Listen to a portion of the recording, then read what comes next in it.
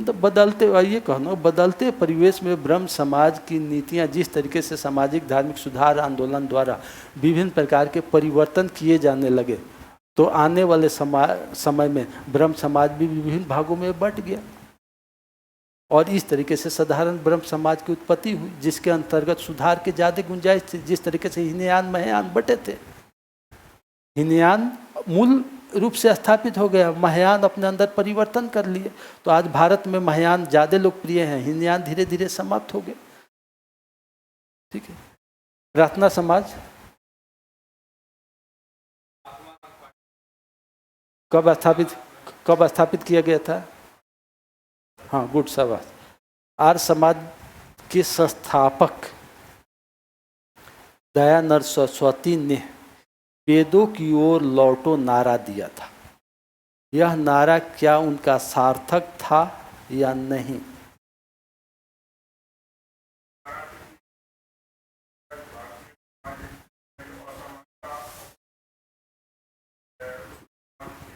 ना ना,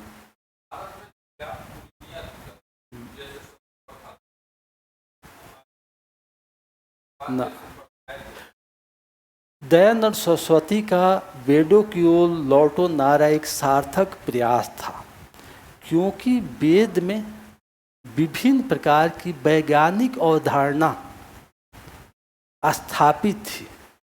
यदि उस वैज्ञानिक अवधारणा का वर्तमान में एक सार्थक दृष्टिकोण से उपयोग करने की कोशिश करेंगे, तो हमारा जो सामाजिक संतुलन होगा वो बेहतर होगा। वेदों में 4 वर्ण की कल्पना, 4 वर्ण स्थापित किया गया जो कर्म आधारित था, जन्म आधारित नहीं था। तर्क दीजिए ना, वेदों में ऋग्वेद में 4 वर्ण की उत्पत्ति की गई है जो कर्म आधारित था, जन्म आधारित नहीं था। लेकिन वर्तमान की व्यवस्था जन्म आधारित था, गोत्र स्वगोत्र में बटा हुआ था, जिसके कारण इसमें जटिलताएं थी। यदि उस कर्म आधारित व्यवस्था को स्थापित किया जाए तो हमारा समाज क्या होगा?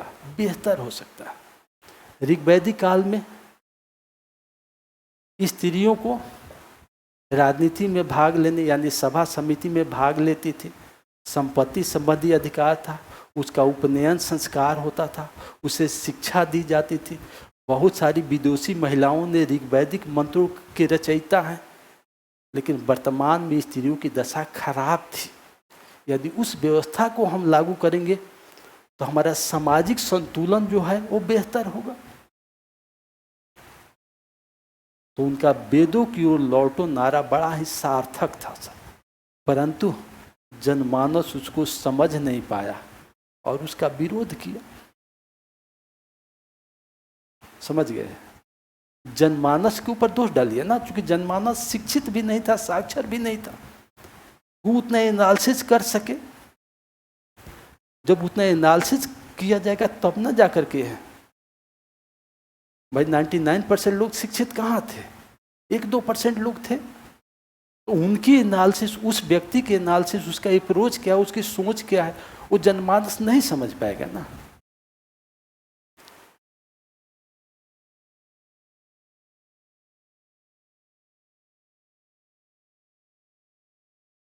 ठीक है।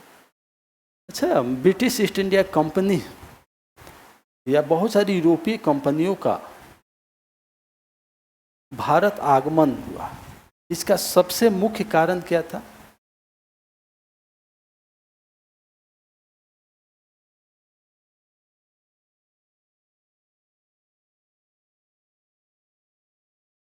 वही कारण हो सकता है, लेकिन सबसे मुख्य कारण की हम बात कर रहे हैं, हम उसका भाई वो भी कारण हो सकता है, लेकिन सबसे मुख्य कारण की बात कर रहे हैं।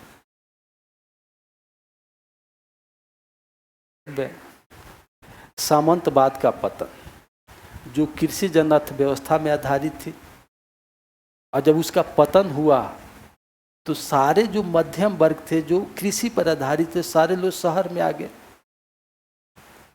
सारे लोग शहर में आ गए। अब राजा को भी जो आय के स्रोत थे, आय के जो स्रोत थे वह कृषि था, और उसी का पतन हो गया, तो राजा को आय के स्रोत एक ढूंढना पड़ा। अब क्या करें?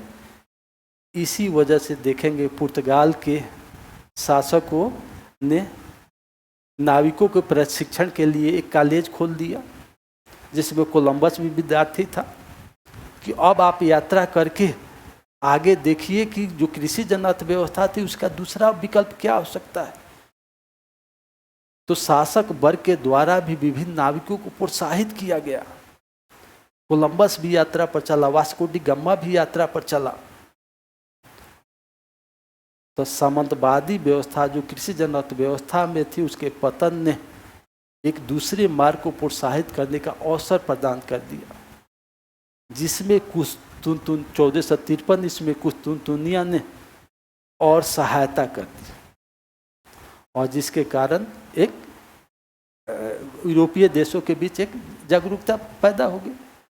और उस समय के ईसाई धर्म के पोप ने भी नाविकों को सहायता की, नाविकों को भी इजाज़त दे दी, अटलांटिक महासागर जो शुरुआती बिंदु था उसके आगे बढ़ो और देखो कि किस तरीके से खोज हो सकता है, और व्यापारियों को प्रोत्साहन दिया जाने लगा।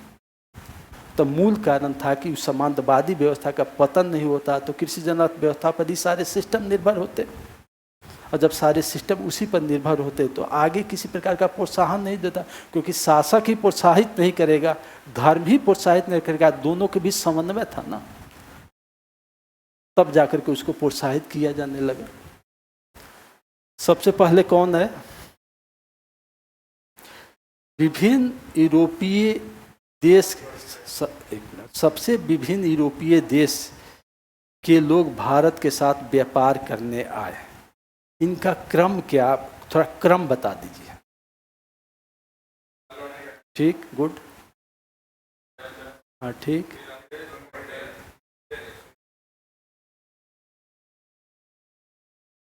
पहले पुर्तगाली है, पुर्तगाली है, उसके बाद डच है, ब्रिटिश है, उसके बाद डेनिश है, उसके बाद फ्रांसीसी है, और उसके बाद स्वीडिश है। यही क्रम है। कंपनी स्टेबल कैसे हुई? कंपनी की स्टेबिलिटी कैसे, कंपनी के स्टेबिलिटी का क्रम बता दीजिए। हाँ हाँ,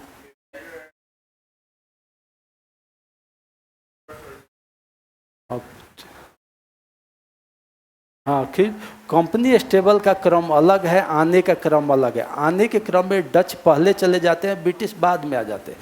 कंपनी स्टेबल के क्रम में ये ब्रिटिश पहले आ जाते हैं, डच बाद में आ जाते हैं, स्वीडिश सबसे बाद रहते हैं और वो सबसे बाद रहते हैं। ठीक है।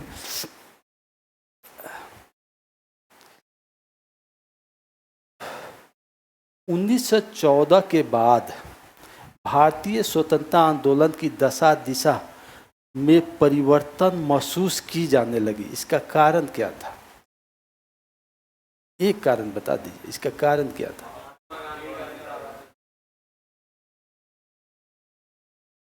और कोई कारण नहीं था ना। जब तिलक जेल से वापस आए तो न नरम दल के कोई नेता सक्रिय था, न गरम दल के नेता कोई सक्रिय था, यानी एक राजनीतिक शून्यता की स्थिति पैदा हो गई थी, जिसके कारण 1916 के अधिवेशन में नरम और दरम दल दोनों के बीच समझौता हो गया ना। समझौता नहीं होता तो दोनों अपने अपने राग में रहते हैं, पर गांधी जी तो जोड़ना मुश्किल हो जाता ना। यानी तिलक की और एनी बेसेंट के प्रयास के फलस्वरूप लखनऊ अधिवेशन में नरम दल और गरम दल के बीच समझौता हो गया। तब गांधी जी को अवसर मिल गया, गांधी जी को अवसर मिल गया कि अब इस स्वतंत्रता आंदोलन को एक नई दिशा प्रदान की जा सके। और वही गांधी जी ने उनके साथ क्या किया? अपनी नीतियां अहिंसा, सत्य और अहिंसा की नीति को उसके साथ जोड़ दी। गरम दल की भारतीय स्वतंत्रता आंदोलन में क्या महत्वपूर्ण भूमिका है?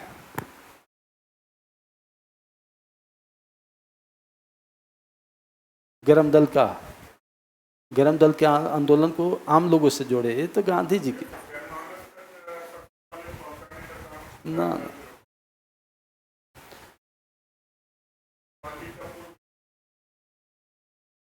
क्या ना? नरम दल के लोगों ने स्वतंत्रता आंदोलन का बीजारोपण धीरे धीरे जनमानस के बीच कर दिया।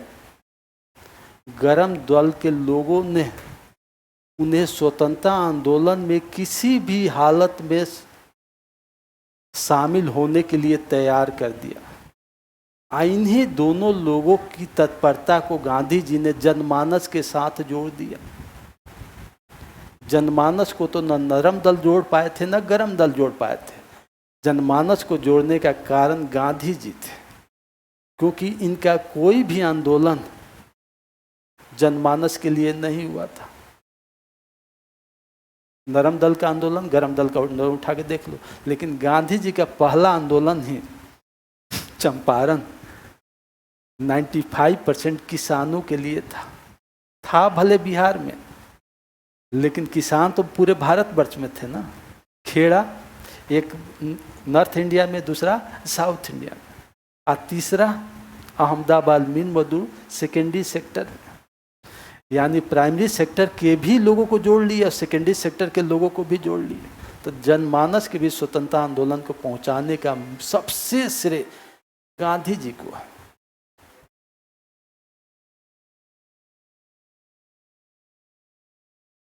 गरम दल का मुख्य मोटो क्या था? हाँ बोलो।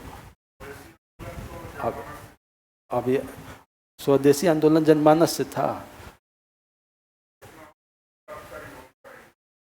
स्वदेशी आंदोलन में गरम दल के एक सबसे महत्वपूर्ण मोटो क्या था?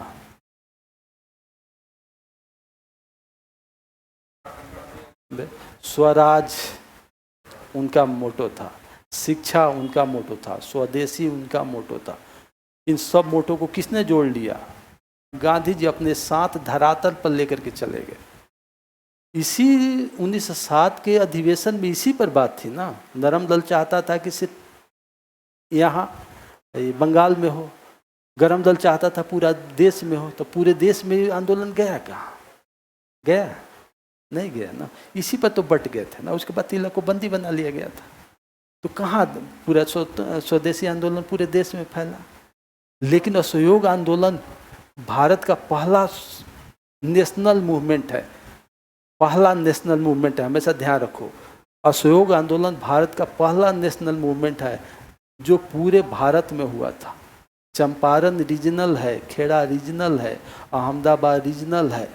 इन तीनों रीजनल मूवमेंट की सफलता ने,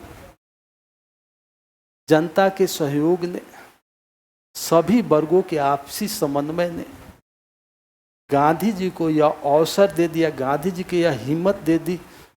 गांधी जी के अंदर एक कॉन्फिडेंस हो गया कि यदि हम नेशनल लेवल पर कोई मूवमेंट करते हैं तो वह सफल होगा, असफल नहीं होगा। और तब गांधी जी ने असहयोग आंदोलन की शुरुआत की।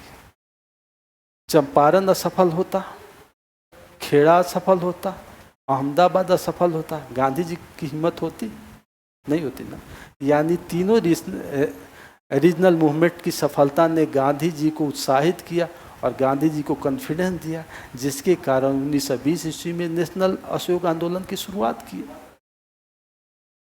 और असहयोग आंदोलन पहला नेशनल मूवमेंट है जिसमें स्वदेशी और बहिष्कार का बड़े ही जोर शोर से उपयोग किया गया।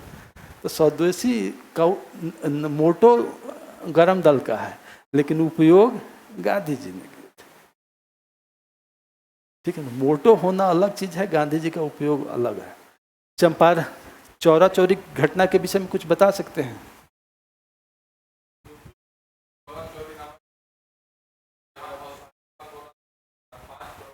चौरा चौरी घटना के बाद गांधी जी ने असहयोग आंदोलन को वापस ले लिया था।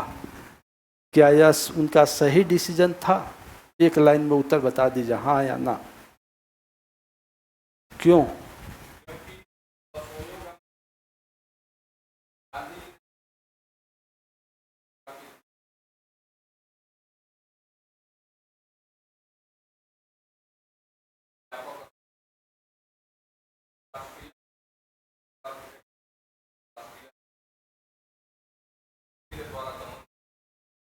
गुड, शाबाश शाबाश। कहने का मतलब यह है, अहिंसक आंदोलन को जनता द्वारा हिंसक होना, और वह भी पुलिस पर, जिसके कारण पुलिस, पूरे भारतवर्ष के पुलिस जनता के विमुख हो जाती और जन आंदोलन को बड़ी ही बर्बरतापूर्ण ढंग से दबाने की कोशिश की जाती और दबाने की कोशिश की जाती। इससे क्या होता, आंदोलन फिर से संगठित करने में दिक्कत होता। इसी कारण चौरा चौरी की छोटी सी घटना के कारण गांधी जी ने आंदोलन को वापस ले लिया। गुड सब, क्योंकि पुलिस पर आक्रमण हुआ है। कौन फिल्म देखे हैं, कौन अजय देवगन का फिल्म है? गंगा जल। उसमें क्या कहता है कि पुलिस पर आक्रमण हुआ है और तुम इतनी सतर्क हो, यानी पुलिस के एसपी पर आक्रमण हुआ है, यानी पूरे जिले की पुलिस क्या हो जाएगी, एक्टिव हो जाएगी। उस पीरियड में जो भी होगा बड़े ही बर्बरता ढंग से चीज़ों को कंट्रोल करने की कोशिश की जाएगी। यदि कंट्रोल करने की कोशिश की जाएगी तो आंदोलन क्या हो जाएगा, दिक्कत होगी। क्रांतिकारी आंदोलन के विषय में कुछ बता दीजिए, उनके कितने फेज हैं, कौन कौन?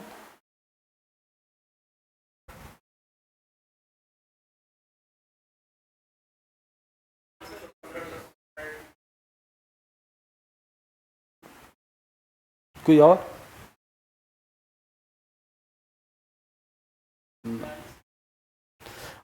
क्रांतिकारी आंदोलन के दो फेज हैं। एक 1897 97 ईस्वी से लेकर 1914 ईस्वी तक, जिसमें सबसे पहला शुरुआत चापेकर बंधुओं द्वारा रैंड की हत्या करके क्रांतिकारी आंदोलन की शुरुआत की जाती है। फिर अनुशीलन समिति की स्थापना होती है। फिर मुजफ्फरपुर कांड होता है जिसमें बग्घी पर मार फेंका जाता है। फिर आगे आप बढ़ते जाएंगे, हार्डिंग पर, दिल्ली में हार्डिंग पर बम फेंका जाता है, ठीक है ना। यूएसए में गदर पार्टी की स्थापना होती है। कामागाटा मारू प्रकरण होता है 1914 में। यानी ये सारे फेजेज याद रखिए, क्लियर रखिए, ये सारे फेजेज प्रथम चरण में होते हैं। ये सारी घटना प्रथम चरण में होती है। द्वितीय चरण की शुरुआत 1924 से होती है, क्योंकि असहयोग आंदोलन के दौरान क्रांतिकारी गांधी जी के साथ थे और गांधी जी ने यह कहा था कि 2 वर्षों में हमें स्वतंत्रता मिल जाएगी। परंतु चौरा चौरी घटना के बाद, आंदोलन को वापस लेने के बाद क्रांतिकारी नाराज हो गए और फिर से उन्होंने अपना ऑर्गेनाइजेशन की शुरुआत कर दी। और फिर 1924 के बाद से लेकर 1934 तक सूर्य सेन को बंदी बना करके जो फांसी दी जाती है वही 1934 तक। इस दौरान विभिन्न प्रकार की घटनाएं होती है। काकोरी षड्यंत्र इसी के दौरान होता है। हिंदुस्तान सोशलिस्ट रिपब्लिकन आर्मी की गठन किया जाता है। चंद्रशेखर आज़ाद है, भगत सिंह है, रैंड की हत्या, उसकी सैंडर्स की हत्या है, ये सारे घटनाएं होती है। इस दौरान की घटनाओं का क्रमबद्धता, उस दौरान की घटनाओं की क्रमबद्धता याद होनी चाहिए। ये नहीं कि यहाँ की वहाँ और वहाँ की वहाँ चली जाए। 1897 से 1914 फर्स्ट फेज, कुछ मुख्य घटनाएं, कुछ मुख्य व्यक्ति की पर्सनालिटी का नाम याद होना चाहिए। 1924 से लेकर 1934 तक कुछ मुख्य व्यक्तियों के नाम याद होना चाहिए। भगत सिंह की फांसी को गांधी जी रोक सकते थे या नहीं?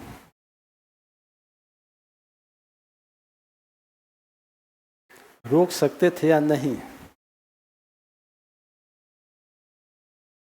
गुड, शाबाश, बहुत अच्छा जवाब, यही जवाब है सर। गांधी जी से यह आशा करना कि उन्होंने भगत सिंह के फांसी की सजा को रोकने की कोशिश नहीं किया होगा, यह असंभव है, असंभव है। उन्होंने कोशिश की थी, परंतु उनके ऊपर जो हत्या का केस था, उस हत्या के केस में औपनिवेशिक हार्डिंग मानता नहीं। इस वजह से उनका प्रयास निरर्थक हो गया, जो कि जनमानस तक नहीं पहुंच पाया, जो जनमानस तक नहीं पहुंचा। क्योंकि आज के परिवेश में भी यदि किसी पर हत्या है और सुप्रीम कोर्ट के द्वारा उसे फांसी की सजा दे दी गई है, तो लाख प्रयास के बाद भी उसकी फांसी आज 21वीं सदी के भारत में भी नहीं रोका जा रहा, क्योंकि रोकने के बाद तरह तरह की बातें क्रिएट होती हैं। तो उस समय तो वायसराय का सत्ता था, औपनिवेशिक सत्ता थी, उस औपनिवेशिक सत्ता में बातें मानना गो- गोलमेज सम्मेलन कितना सार्थक रहा? गोलमेज सम्मेलन का प्रयास कितना सार्थक रहा? हम एकदम सीरीज में चल रहे हैं क्वेश्चन उठाते हुए।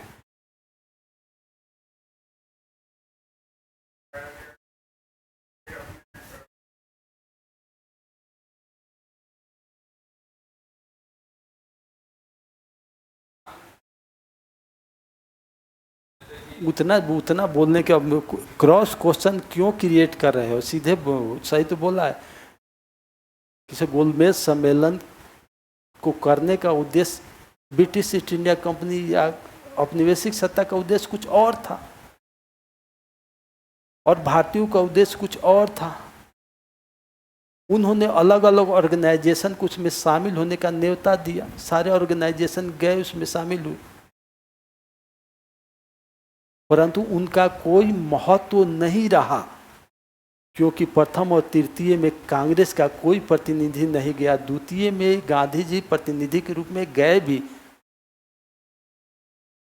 तो उन्होंने वहां से बहुत कुछ पा लिया, बहुत कुछ पा लिया, क्योंकि गोलमेज सम्मेलन पहला सम्मेलन था जिसमें अंग्रेजों ने किसी भारतीय को आमने सामने बैठाया। गांधी इरविन समझौता के अंतर्गत पहली बार वायसराय ने किसी भारतीय को सामने बैठाया। इस वजह से वह सार्थक रहा।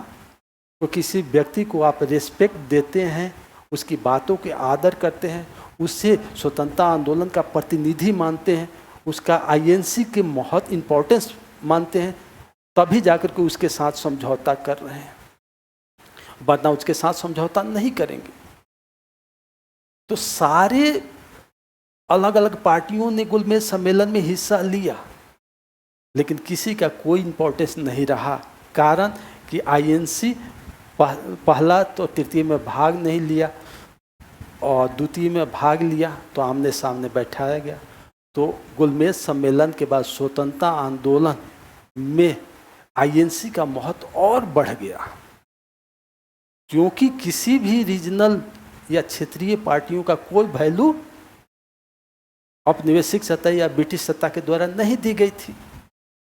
तो वह ऑटोमेटिक क्या हो गया? महत्वहीन हो गया। आईएनसी क्या हो गया? महत्वपूर्ण हो गया। यह फायदा हुआ था।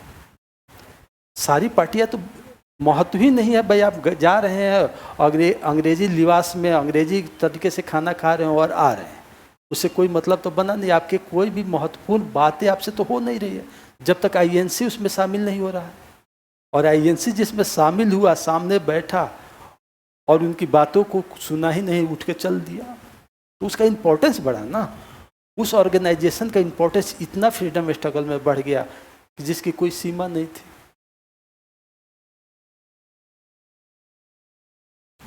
1937 के चुनाव में मुस्लिम लीग को बहुत कम सीटें प्राप्त हुई। इसका कारण क्या था?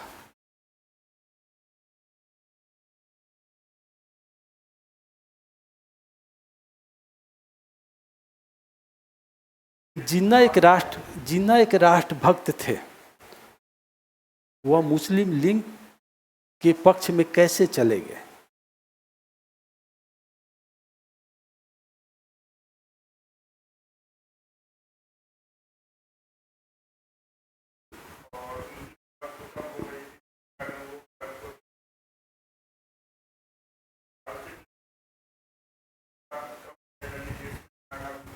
ना वो कारण नहीं था। और खिलाफत छोड़ो, असहयोग आंदोलन के दौरान जिन्ना आईएनसी के साथ थे, परंतु जब बर्केनहेड द्वारा यह चुनौती दी गई कि किस भारतीयों का द्वारा संविधान का एक मसौदा तैयार किया जाए जो सभी वर्गों के द्वारा स्वीकार हो, तो मोतीलाल नेहरू की अध्यक्षता में संविधान का मसौदा तैयार करने के लिए एक समिति बनाई गई। इस समिति के में जो रिपोर्ट दिया गया ना, वही रिपोर्ट घातक साबित हो गया। उस रिपोर्ट में कहा गया कि पृथक निर्वाचन के स्थान पर संयुक्त निर्वाचन का प्रावधान होगा अब पृथक निर्वाचन क्या है? जो 1909 के एक्ट में मुस्लिम लीग को दिया गया था, यानी एक क्षेत्र सुरक्षित होगा। यहां जो भी वोटर्स होंगे वह वोट नहीं करेंगे, सिर्फ और सिर्फ क्या होगा, मुस्लिम वोट करेंगे। आईएनसी भी मुस्लिम कैंडिडेट खड़ा करेगा और मुस्लिम लीग भी मुस्लिम कैंडिडेट खड़ा करेगा। लेकिन सिर्फ मुस्लिम यदि करेंगे तो मुस्लिम लीग के प्रतिनिधि के जीतने की संभावना ज़्यादा हो जाएगी। तो उनका राजनीतिक पॉलिटिकल जो स्टेटस होगा वह ज़्यादा सफल होगा। संयुक्त निर्वाचन में क्या किया गया, क्षेत्र तो सुरक्षित होंगे, लेकिन उस क्षेत्र में रहने वाले हिंदू, मुस्लिम, सिख, ईसाई, बौद्ध, जैन सभी मतदान करेंगे। तो कांग्रेस के आईएनसी के उम्मीदवार की जीतने की संभावना बढ़ गई। तो पृथक निर्वाचन के जगह पर जो संयुक्त निर्वाचन का प्रावधान किया गया है, उसके कारण जिन्ना का राजनीतिक धरातल खिसकते हुए दिखा और वहीं से वो कहाँ चले गए, मुस्लिम लीग के। और अब सफ़ी गुट जो मुस्लिम लीग का प्रतिनिधित्व करता था, आज जिन्ना गुट दोनों मुस्लिम लीग के साथ हो गए और उन्होंने एक 14 सूत्रीय मांग रख दी, जो कि 14 सूत्रीय मांग गोलमेज सम्मेलन के द्वारा मान लिया गया। आज जब सारे मांग आपके मान लिए गए तो आप निवेशित सत्ता का विरोध कैसे करेंगे? तो चुनाव में आपके बहुत कम कैंडिडेट जीत पाए। तो 1937 के त्रिपुरी संकट के विषय में कुछ बता सकते हैं?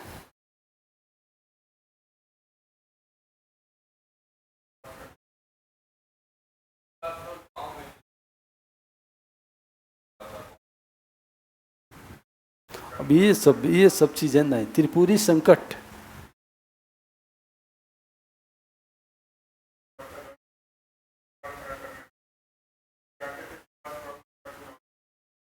अरे ये थोड़ा था, मतलब 1939 ईस्वी में त्रिपुरी नामक जगह पर कांग्रेस कार्य समिति की बैठक हुई और उसमें लोकतांत्रिक प्रक्रियाओं के द्वारा आईएनसी के यानी गांधी जी समर्थित सीतारामैया और सुभाष चंद्र बोस के बीच कंपटीशन हुआ और लोकतांत्रिक प्रक्रियाओं के द्वारा सुभाष चंद्र बोस जीत गए और अध्यक्ष पद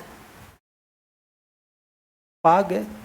परंतु गांधी जी ने इसे अपना पर्सनल व्यक्तिगत हार मानते हुए सुभाष चंद्र बोस का विरोध किया और सुभाष चंद्र बोस ने इस्तीफा दे दिया और कांग्रेस आईएनसी से अलग हो गए, फॉरवर्ड ब्लॉक की स्थापना किए और फिर डॉक्टर राजेंद्र प्रसाद को अध्यक्ष नियुक्त किया गया। यह संकट था, जबकि सुभाष चंद्र बोस लोकतांत्रिक प्रक्रियाओं के द्वारा कार्य समिति का निर्णय हुआ था। सुभाष चंद्र बोस यदि अडिग हो जाते तो फिर गांधी जी को ही दिक्कत होती, लेकिन सुभाष चंद्र बोस ने उनका आदर करते हुए इस्तीफा दे करके वहाँ से आईएनसी से अलग हो गए। तो यह विवाद था, वहाँ पर गांधी जी ने लोकतांत्रिक प्रक्रियाओं का भी उल्लंघन किया था। परंतु सुभाष चंद्र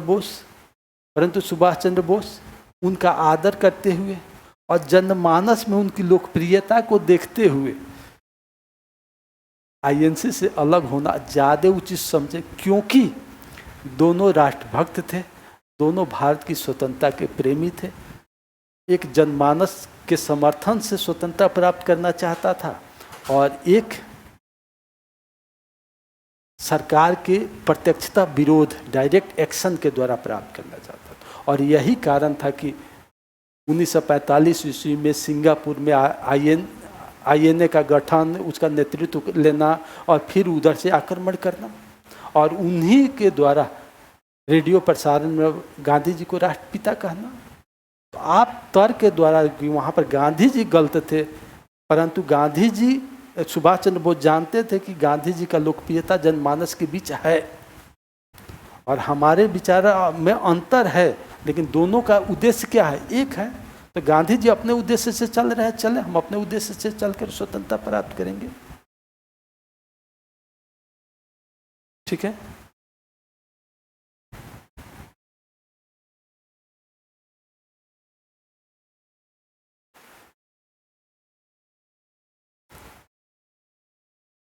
और क्या है? क्या गोडसे ने गांधी को मारा क्यों? सर बिल्कुल बिल्कुल गलत है सर। गोडसे ने गांधी को मारा यह बिल्कुल गलत है। तो कैसे गलत है? तो गोडसे का सर हत्या अहिंसा के पक्ष लेना कभी भी सार्थक दिशा नहीं होती। यदि गोडसे का कोई अपना विचार था तो गांधी जी से बात करते। उस विचारों के बीच कहीं कन्फ्लिक्ट हो सकता है, लेकिन दोनों के विचारों के फलस्वरूप, दोनों के अपने अपने विचारों के फलस्वरूप एक सरल मार्ग निकल सकता था। अब गोडसे ने गांधी जी की हत्या क्यों की? क्योंकि गोडसे का कहना था कि गांधी जी ही भारत विभाजन के लिए दोषी हैं, गांधी ही भारत विभाजन के लिए दोषी है। तो ये गोडसे का विचार है, लेकिन गांधी जी ने अपने अथक प्रयास किया, लेकिन गांधी जी द्वारा इस प्रयास को नहीं माना गया। जिसका सिंपल सा एग्जाम्पल है, एक पिता के 4 पुत्र हैं, 4 बहुएं घर में आ गई। क्या पिता अपने चारों पुत्रों से प्यार नहीं करता? नहीं करता, करता है ना। लेकिन जब घर की अशांति इस कदर पहुंच जाती है कि पिता अपने दिल पर पत्थर रख करके चारों बेटों को आपस में बंटवारा कर लेने की इजाज़त दे देता है कि आप लोग आपस में बांट लो। उसी तरीके से अहिंसा का पुजारी जो हिंसा का कभी भी समर्थन नहीं किया, और 1946 के बाद जो हिंसा का दौर शुरू हुआ, उस हिंसा का वह समर्थन कैसे कर सकता था?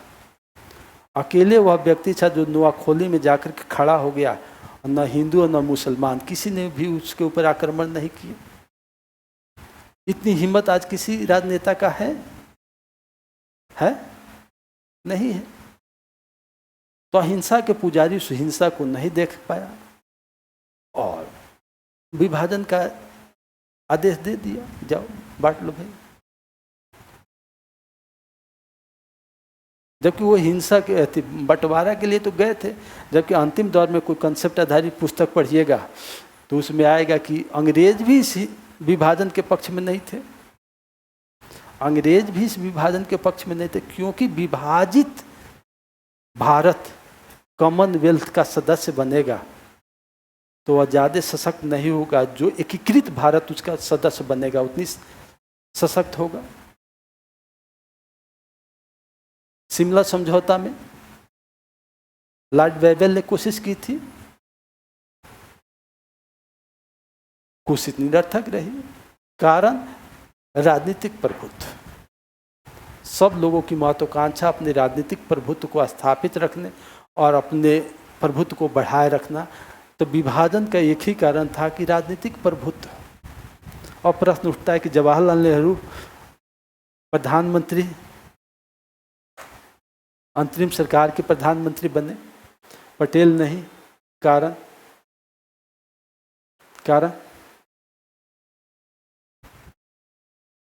एक भी क्वेश्चन बनता है ना, बहुत सारे लोगों के द्वारा पूछा जाता है। कारण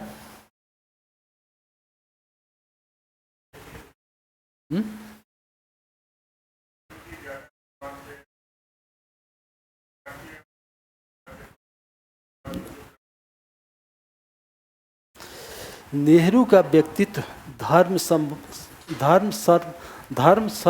समन्वय की भावना को प्रेरित करता है। वो मध्यम मार्गी थे और जो तत्कालिक परिवेश था उसमें वही व्यक्ति ज़्यादा सफल हो सकता था जो सभी धर्मों को एक साथ मिल करके चला सकता था, सभी वर्गों को एक साथ मिल करके चला सकता था, सत्ता को बड़े बेहतर तरीके से समन्वित कर सकता था। पटेल उग्र विचारों के पक्षधर थे। हैदराबाद में ऑपरेशन पोलो के द्वारा मिलाए, ऑपरेशन पोलो नहीं करते तो नहीं मिलता। यानी उनका विचार कहीं ना कहीं उग्र था, तो वो सभी वर्गों के समन्वय के बीच नहीं चल सकते थे। इसी वजह से उस परिस्थितियों के अनुकूल नेहरू ज़्यादा सार्थक रूप सार्थक थे बनिस्बत सरदार वल्लभ भाई पटेल के। और सरदार वल्लभ भाई पटेल भी उस परिस्थितियों में जो उनकी भूमिका थी उसको बड़े ही बेहतर तरीके से निर्वहन किए। तो आपका जवाब ये होना चाहिए। आज भी नेहरू एग्रेसिव विचार के माने जाते हैं? नहीं माने जाते। लेकिन सरदार वल्लभ भाई पटेल तो एग्रेसिव विचार के माने जाते हैं। और एग्रेसिव विचार के द्वारा सत्ता का बेहतर तरीके से संतुलन नहीं होता, क्योंकि तत्कालिक परिस्थितियां उस तरीके से थी। ठीक है, ठीक है। तो कहने का मतलब है कि आपकी लॉजिक हमेशा बेहतर होना चाहिए। अब ये नहीं होना चाहिए कि सुभाष चंद्र बोस को हम कभी कभी इंटरव्यू बोर्ड के स्टूडेंट से पूछा जाता है कि फ्रीडम स्ट्रगल का कोई पर्सनालिटी बता दो, तो गांधी जी, दूसरा सुभाष चंद्र बोस, मिलता जुलता पर्सनालिटी बताइए ना। एक व्यक्ति के अंदर दो विचारधारा कैसे हो सकती है? एक ही विषय या तो हिंसक होगा या हिंसक होगा। ठीक है, ऐसा कभी भी नहीं होता। तो आपके अपने विचार जो होंगे वह, और वहाँ पर जितने जवाहरलाल नेहरू स्वतंत्रता आंदोलन के प्रति थे उतना ही उनके बीच तो कोई कॉन्फ्लिक्ट था ही नहीं। उनके बीच कोई कॉन्फ्लिक्ट नहीं था कि हम क्यों न प्रधानमंत्री बन जाए, वो क्यों नहीं बन जाए। उनके बीच सिर्फ स्वतंत्रता आंदोलन था, उसके आगे की सत्ता थी। आज वर्तमान में चाहे जो भी हो, दोनों सभी का स्वतंत्र फ्रीडम स्ट्रगल के, चाहे वह क्रांति नरम दल के लोग हों, गरम दल के लोग हों, क्रांतिकारी लोग हों, चाहे समाजवादी विचारधारा के लोग हों, सभी का उद्देश्य एक ही था कि औपनिवेशिक सत्ता से स्वतंत्रता प्राप्त की जाए। और उसे प्राप्त करने के लिए जो जो लोगों ने कुर्बानी की, उस कुर्बानी सराहनीय है।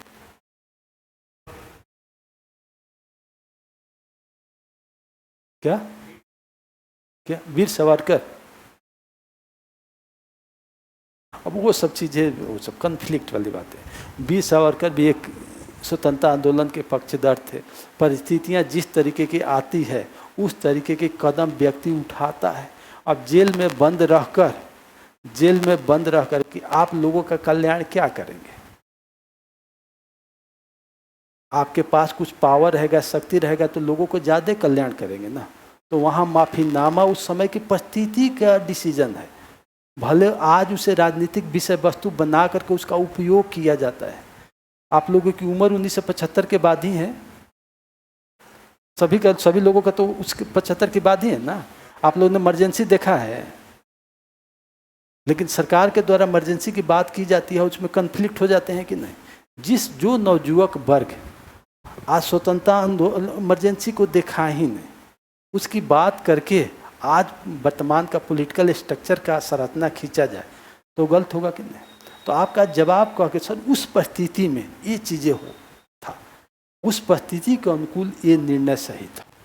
आज भले उस निर्णय कश्मीर को मिलाना उसके साथ, क्योंकि उस समय की परिस्थिति अलग थी भाई। 75 वर्ष के बाद परिस्थितियाँ बदल चुकी है। आप बड़े बड़े मोबाइल लेकर चला रहे हैं, एलपीजी के अंतर्गत है, सोशल स्ट्रक्चर चेंजिंग है। आज गांवों की परिस्थितियां बदल चुकी है। पहले लोग एक दूसरे को वर्ण व्यवस्था की इतनी जटिलताएं थी जो कि एक अपने पास नहीं बैठने देते थे। आज वो परिस्थितियां नहीं है। तो परिस्थितियां बदल चुकने के बाद आप मोबाइल के द्वारा अकबर को आकलन नहीं कर सकते। 16वीं सदी में जाकर के खड़ा होना पड़ेगा, बीसी में जाके खड़ा होना पड़ेगा, बौद्ध जैन को देखने के लिए उस परिस्थितियों को देखना पड़ेगा, तब आप हिस्ट्री को समझ पाएंगे।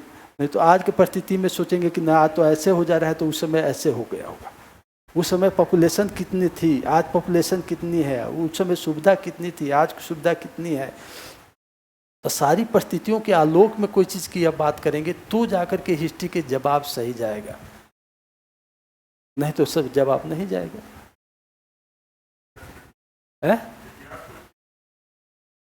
इतिहास को इतिहास के चश्मे से पढ़ा जाता है, उसकी वर्तमान सार्थकता किस रूप में है उस दृष्टिकोण से देखेंगे तो जाकर के समझ में आएगा। अब इतिहास में हम दो ही सेक्टर, प्राइमरी सेकेंडरी आर्थिक जगत का दो ही सेक्टर की बात करेंगे, टाइसरी चतुर्थ और पांचवा सेक्टर की तो बात ही नहीं करेंगे, क्योंकि उस समय उस सेक्टर था ही नहीं। और आज हम सोचे कि नहीं उसी तरीके से उसके चीज़ों को देख करके आंसर को कर दें और लिखने का नज़रिया बदल दें, तो ना नहीं हो पाएगा, संभव ही नहीं है। तो वहाँ आंसर क्या हो जाएगा, गलत हो जाएगा। हम तो सब कुछ बताए हैं भाई, ठीक है, चलो मिलते हैं कल।